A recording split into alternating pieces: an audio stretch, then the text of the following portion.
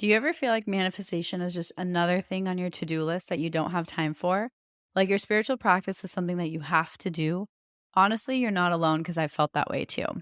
Something that's really changed my relationship with manifestation is blending it into my lifestyle so that no matter what I'm doing, I'm also manifesting. I call this manifestation as a lifestyle, and it's single handedly made the entire manifestation journey more enjoyable for me. And I've seen my desires show up with a lot more ease. Manifesting as a lifestyle has made manifestation go from feeling like a task to something I just naturally do because it's who I am. If you'd like to learn more about this, I've created a step by step guide for you. I'll link it in my show notes so you can check it out. You're listening to the Affirmation Addict podcast with Pyle Corley. This podcast will teach you about the power of affirmations while making manifestation easy and accessible for you in order to enhance your spiritual consciousness. Thank you so much for being here, and now it's time to get started. Hi there, and welcome back to another episode of the Affirmation Addict podcast. Today's episode, it's not very planned, but it's been something that's been on my mind for a really long time.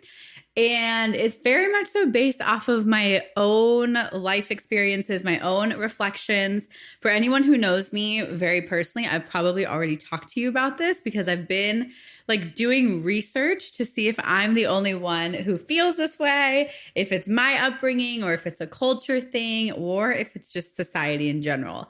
I know the podcast episode is titled Why I Believe Our Society is in a Chronic State of Lack. And this is not meant to be a personal attack. I think it's just an evolution of human biology and the human ego and the human mind. So it's not a personal attack on anybody. It's very actually rooted in my own feelings.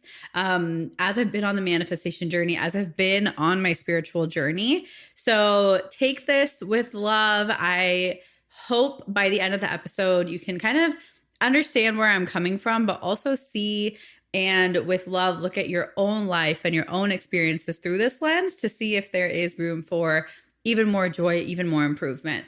As always, everything I do is with the intention, and everything I create is with the intention for you to create and experience more peace in your own life. None of it is meant to make you feel like a worse person or that you're not somehow doing enough, which is actually the opposite. So much of my work here, I feel, is one, to validate, but two, to help you expand. And sometimes that expansion work can be triggering. So just saying that with love, I think if you've been listening to my podcast for a while, I think you probably know that that is never my intention, but you never know. Certain things can be triggering. And this one is very much so calling out my own personal upbringing as an Indian immigrant. My parents are both from India. So I'm going to dive into that heavily. And I'm very curious if you are from India, or if you're not from India and you're an immigrant child, or if you're not an immigrant or from India and you just experience this as well. So this is fully based off of my own life experience. So I'm not generalizing, but it is a reflection of what I've experienced. So please, I'm not calling anybody out, not saying anyone is wrong. I just think that we actually are in a chronic state of lack. And I think that strips away our peace more than we realize. I think it strips away just the appreciation for all that is. It strips away the contentment and that feeling of satisfaction. And this started coming up because everyone kept telling me, what makes you feel satisfied? What makes you feel like finally this is it? And I didn't have an answer. And honestly, I still don't. I understand that as humans, our goal is to constantly evolve and want more. I get that. I think that's necessary for our evolution. That's how we became like the dominant race. So I get that. But why does that desire for evolution have to take away peace? Why does that desire for evolution have to be out of lack? Why can't it not be out of contentment, but also excitement for more? So I think there's a really subtle difference, right? You can feel like what you have now is not enough, therefore you want more. Or you can feel like what you have right now is awesome, but you're also willing to have more. Those are two very different vibrations that we emit. And I think, including myself, we emit the not enough one. We emit I don't have enough now. And hopefully what I get will make me finally feel like that's enough. That feeling of enoughness, contentment, and satisfaction. I think those are some of the biggest things that we're searching for in our society. And we actually don't realize it. And I think it's contributing to so much distraught. And this is all rooted in my own distraught. So a little bit of my upbringing. I was born and raised in the States, in Phoenix, Arizona, to be specific. And both of my parents are from India, born and raised in India. My dad moved here when he was, I think, 18. Mom moved here after marriage around 22 or 23. And my parents did a really good job, I think, of accepting that they're raising us in a totally different culture, in a totally different society. But also with both my parents' businesses, we were very in tune with India.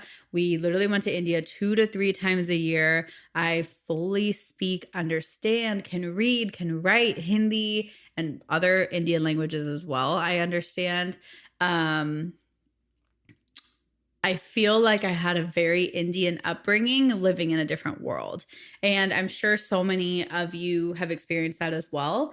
And I think this is my analysis. I don't think it's all inclusive. I don't think it's meant to be generalized. However, this is my analysis with what I've seen in my own life, in some of my friends' lives who are in similar situations, right? Like Indian immigrants, they're first generation American born. Whereas immigrant kids and immigrant parents, our parents struggled when they came here. That was the story for everybody. When they came to the States, they were struggling. They did not have a lot of money. They were very probably poor. And the whole thing was kind of building that American dream, making the most and creating opportunities for the kids. So my parents, their initial first, I think, 7 to 10 years in the States was more of a struggle. They didn't have that much money. They eventually started thriving. But that mindset of my parents didn't ever feel at home here.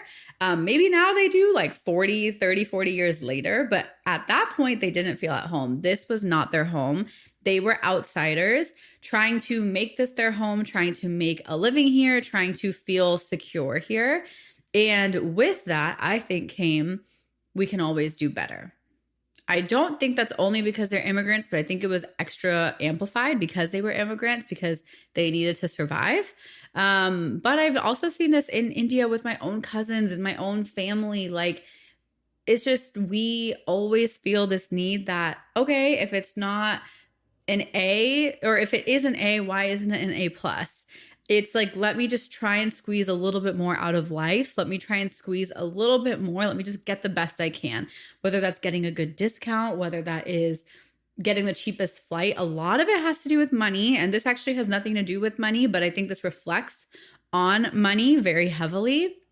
And especially like my own parents and the Indian relationship with money. I can only speak of Indian so proudly because I'm very well integrated in that world. And I think a lot of people will look at my Instagram, or even outside people will look at my life and say, you are not Indian enough. That's something I personally dealt with, right? It was, I'm not Indian enough, or I'm not American enough. Like, if you ask my American friends, they'll think I'm the most Indian person they know. If you ask my Indian friends, they'll think I'm probably the most American person, because I don't only hang out with Indian people. So for me personally, so I think that's my parents' upbringing.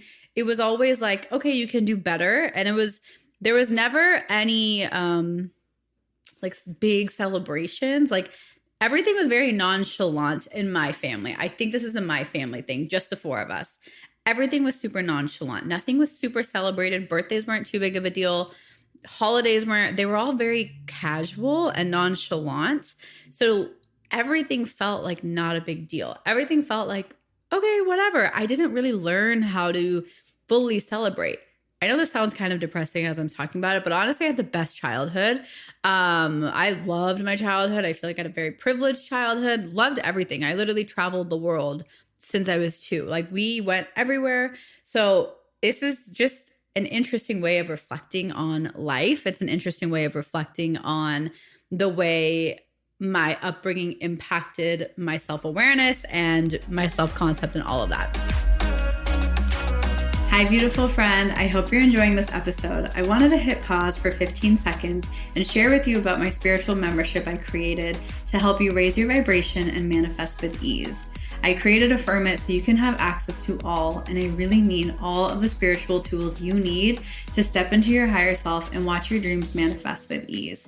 If you're really ready to dive into your spirituality and connect with your highest self, I invite you to join the Affirm It membership. More details are in the show notes if you're interested. And now let's jump back in. Something I personally struggled with. So take into account, right? My parents, they were in survival mode when they first came to the States, and if not, still are probably, where they never felt like fully at home. They were always trying to survive. They were in another country. They weren't with their families. Like both my parents' families are in India. So that was one factor. Second factor, they're trying to make the most for us, right? So we are trying to kind of prove to our parents, we're trying to tell our parents, hey, you did a great job. Like we can take it from here. And for me, a huge thing of that not enoughness stemmed from what I just mentioned, where I was never Indian enough when I went to India, and I was never American enough when I was here. And so that identity crisis of I don't ever fit in enough, I'm not fully accepted, or there's always something that my American friends would say, okay, like maybe your hair should be lighter. I get highlights. It's not why I got highlights. I actually got highlights because I remember there was this like one hair salon we always went to. And there was this like really cute girl, a poster of her, and she had the coolest highlights. And I stared at that picture since I was 7, and my mom never let me get highlights. So I got highlights with my own money when I turned 18. That was like my gift to myself.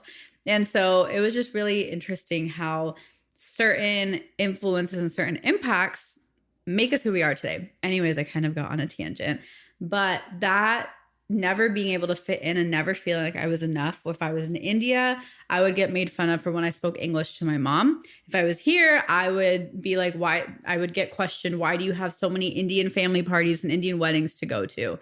So it was always this battle of neither here nor there. And for me personally, plus my own family's dynamics of like everything was kind of chill and nonchalant. My parents were very low key, very relaxed. My parents were not very strict compared to many other Indian parents, but I still understand the strictness.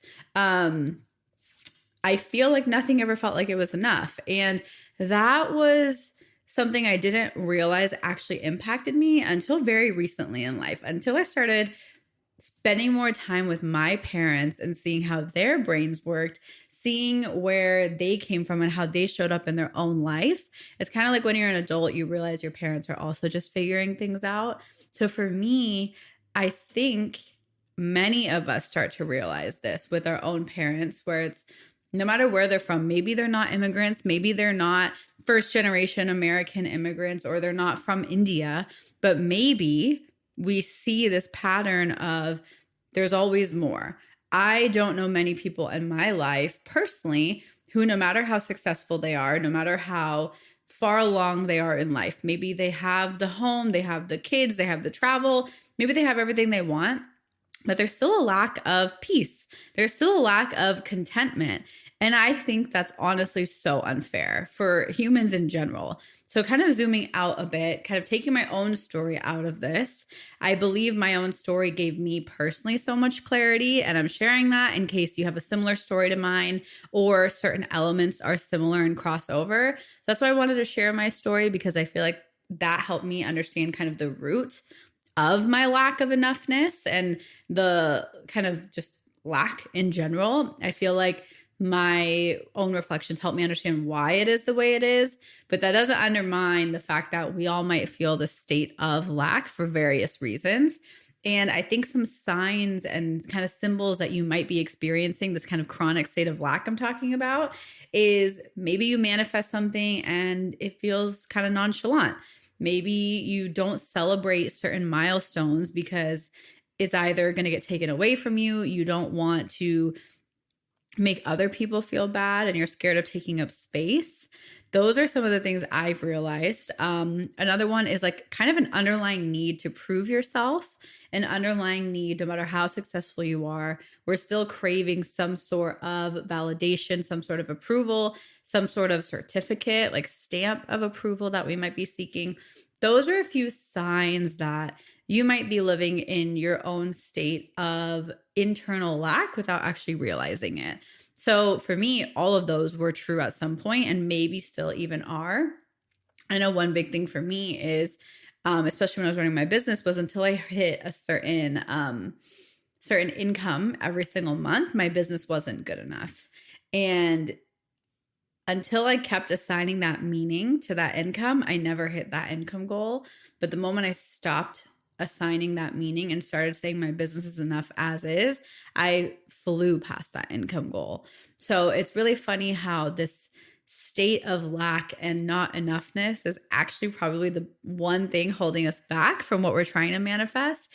Because when we can't accept, embrace, enjoy, appreciate where we are now, it's really hard to move forward. It's very hard to progress because your vibration is in such a kind of missing piece state of being. It's never feeling whole. It's never feeling like it's enough. So how can we continue to attract things that make us feel even better when we don't feel good now? That's kind of simple, very simple terms of law of vibration and law of attraction. But if you feel like you're in this constant state of lack or nothing is enough, and you might manifest something and you feel like, okay, next, I really think that this is what I've experienced and seen. I've experienced it myself. I've manifested everything, but still felt like I wasn't whole. I've seen my friends get their dream jobs, become CEOs of companies, make millions of dollars and have these mansions of homes, all the things that we think are going to make us feel successful or happy or enough. And they're still unhappy. And so my question is, I think we're in a constant state of lack, that nothing is ever enough. And it's this endless cycle. I know there's books on this. I know there's psychology on this. I actually don't know like what the psychology says, and I don't know why it exists that way. However, from a manifestation perspective, how do we break that cycle? How do we start to transform this constant lack into contentment? And I think the first step is just acknowledging and being appreciative of how good we actually have it. We're in a society where I can talk to you from wherever we are in the world. We have internet that is super fast. We have the world of knowledge at our fingertips. We have cars. We have electric cars. We have so many different things in our world where we still can't just sit and appreciate. And I think there's 3 components to gratitude, which is like acknowledging, saying thank you for it, but also appreciating it. And one thing that helps me truly appreciate is pondering and thinking about what would life be without this? What could go wrong? And how is it amazing that it isn't going wrong? Like to me, one thing that blows my mind is with how many people are driving on the road and driving on cars that there aren't more accidents. People are distracted. We're on our phones. We're listening to people. We're thinking about our to-do list. And still, for how many people drive on roads, there's not that many accidents that there could be, you know? And some people might say there's too many accidents and that accidents have increased.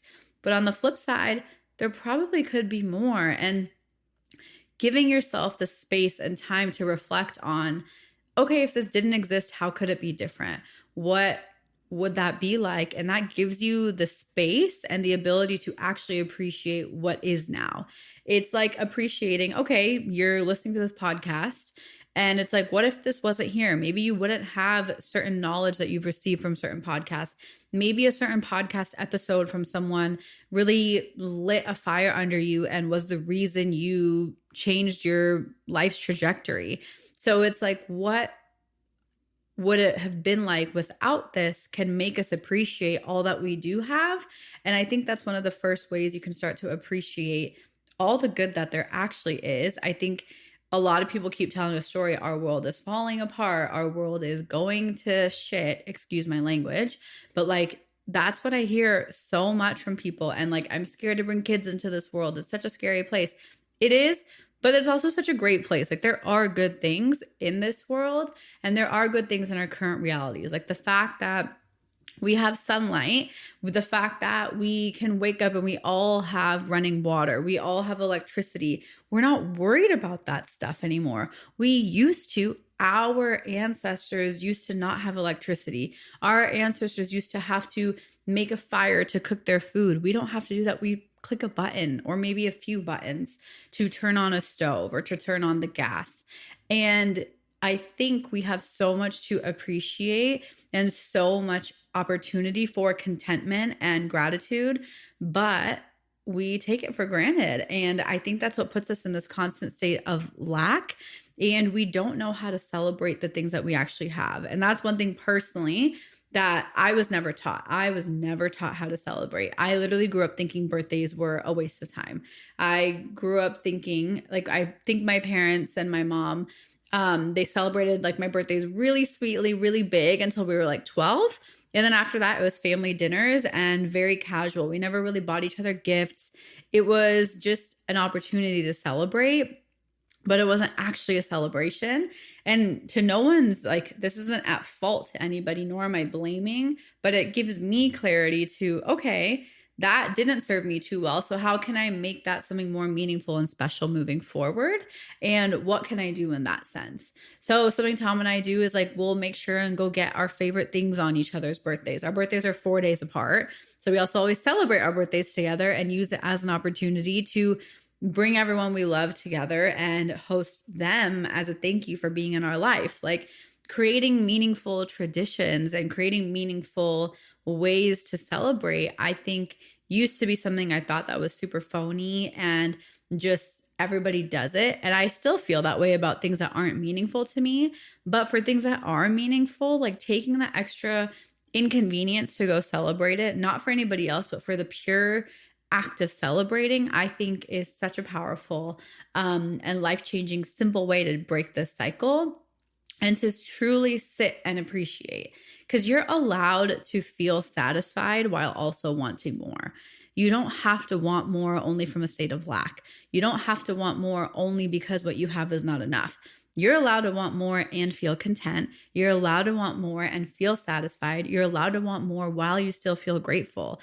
And I think that polarity is what we need more of and what we need to embrace and create more of in our life. I think that's what's really going to help us all, including myself, break this cycle. So if you made it to this far of the episode, thank you for listening. I feel like this is something I'm still articulating, something I'm still figuring out how I feel about this, but I've talked to a lot of people in my own life about the guilt and the lack of enoughness. And it seems to be something that a lot of us experience. So hopefully this episode could just give you a little bit of validation, a little bit of feeling seen, or maybe it gives you some clarity on how to actually break that cycle for yourself. So thank you for listening. Thank you for being here. I love you, and I will see you next week. Bye. Thank you from the bottom of my heart for listening, and I hope you enjoyed today's episode. If this episode resonated with you, it would mean the world to me if you could rate and review the podcast and share it on your social media so I know to keep creating episodes that are inspiring you to manifest. I'm so genuinely grateful for the time we shared today, and I'd love for you to join the community by following @AffirmationAddict on Instagram. To continue diving into spirituality and manifestation, head over to my website, affirmation-addict.com. Until next time, I'm sending you so much love and so much healing energy.